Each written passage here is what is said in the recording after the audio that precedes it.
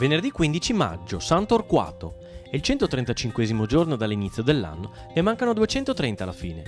Il sole sorge alle 5:42, tramonta alle 20:37. La luna si leva alle 4:15, tramonta alle 17:25.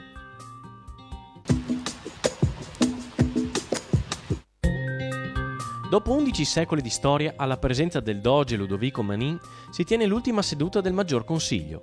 Alle 8 di sera dello stesso giorno il Manin sgomberava il palazzo ducale, mentre le truppe francesi entravano in città.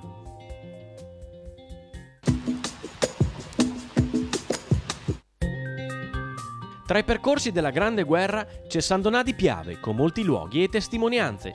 Tra questi il museo, il ponte, le rovine del vecchio Duomo, il palazzo municipale distrutto e ricostruito da Mussolini, la casa di ricovero monumento ai caduti, le 2 lapidi ai legionari cechi considerati disertori e giustiziati dagli austriaci. Per informazioni www.venetograndeguerra.it.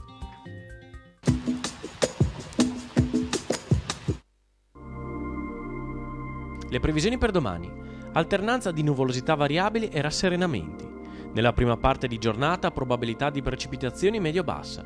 Pioverà in modo sparso e discontinuo. In seguito probabilità bassa in pianura e ancora medio-bassa in montagna. Sui monti sono attesi rovesci sparsi e temporali locali, in pianura solo localmente qualche pioggia. Di sera assenti.